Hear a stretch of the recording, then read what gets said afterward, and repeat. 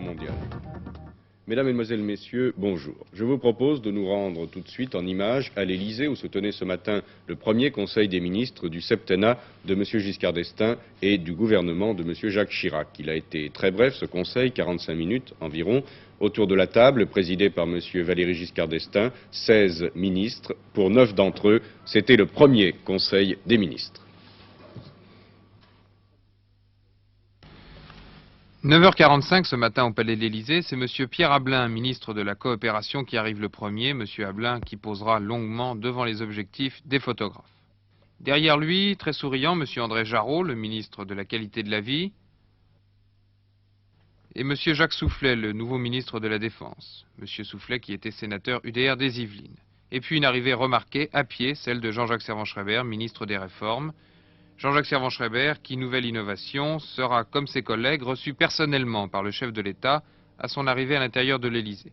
Viennent ensuite Michel Poniatowski, le seul ministre d'État de ce gouvernement, ministre de l'Intérieur, puis M. Jean Sauvagnargues, le nouveau ministre des Affaires étrangères, qui était ambassadeur de France en Allemagne fédérale. Vincent Ansker, au premier plan, ministre du Commerce et de l'Artisanat, qui retrouve sur le perron M. Jean-Pierre Fourcade, le nouveau ministre de l'Économie et des Finances. C'est ensuite l'arrivée de Mme Simone Veil, ministre de la Santé, Mme Veil, très entourée. Puis M. Jacques Chirac, M. Robert Gallet, le ministre de l'Équipement, et M. Jean Le Canuet, Jean Le Canuet épanoui, Jean Le Canuet, garde des Sceaux, ministre de la Justice. Michel Dornano, ministre de l'Industrie, Michel Durafour, ministre du Travail, et puis, le dernier arrivé, le recteur René Haby, ministre de l'Éducation, recteur de l'Académie de Clermont-Ferrand. Il est alors 10 heures précises, 45 minutes plus tard, le Conseil des ministres va se terminer, et c'est M. Michel Poniatowski, ministre d'État, qui fait le compte-rendu des travaux. En ouvrant le Conseil des ministres ce matin, s'est adressé aux membres du Conseil et leur a dit « Nous sommes ici pour changer la France ». Et non pour faire carrière, ni vous, ni moi. Je compte sur vous pour conduire la France et organiser le changement nécessaire. Ce changement s'exprimera dans les structures gouvernementales. J'exercerai, a déclaré M. Giscard d'Estaing, j'exercerai pleinement la fonction présidentielle et j'accepte les responsabilités qui en découlent.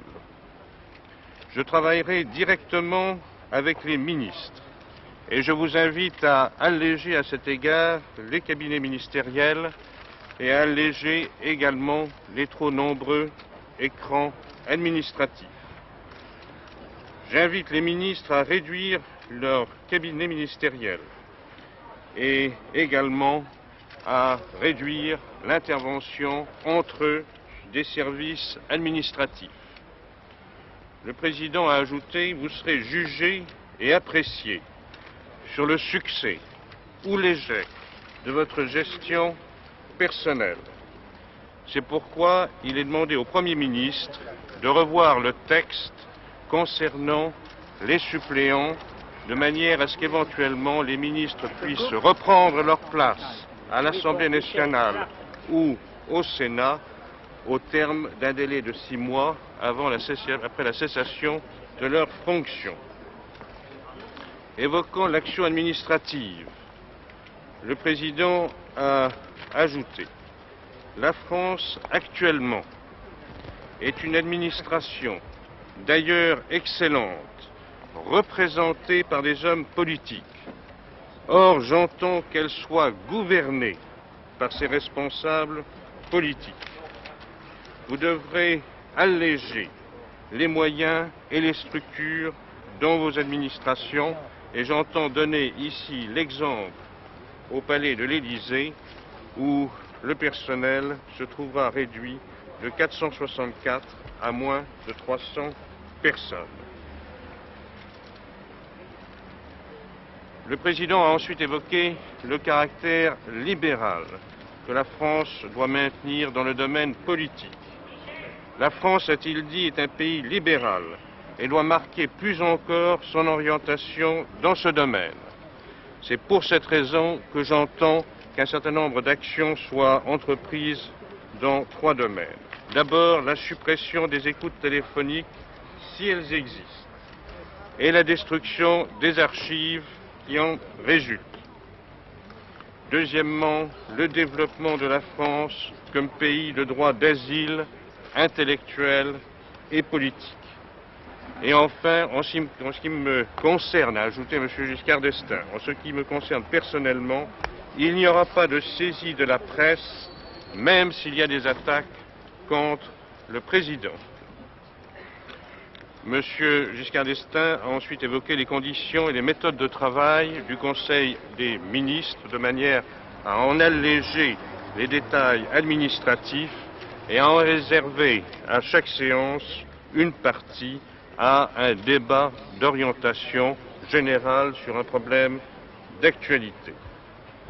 Le président a ensuite évoqué l'orientation générale de l'action gouvernementale, et notamment la déclaration qui doit être faite par le gouvernement la semaine prochaine.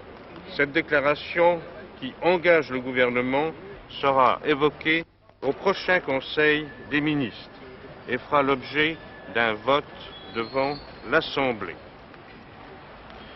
2 actions immédiates requièrent l'attention du président et du Conseil des ministres.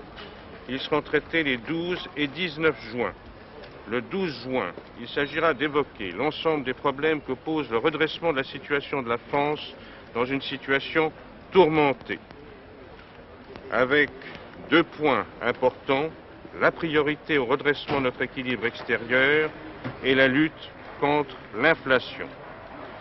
Le Conseil des ministres du 12 juin se consacrera à ces 2 problèmes.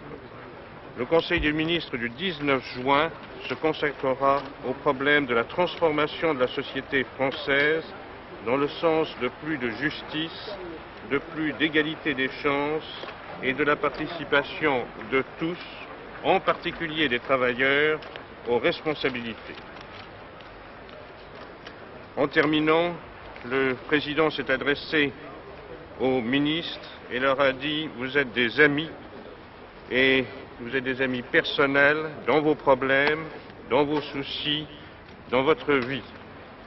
Mais dans vos fonctions, vous êtes des hommes au service de la France, je dis bien au service de la France, et rien que cela. »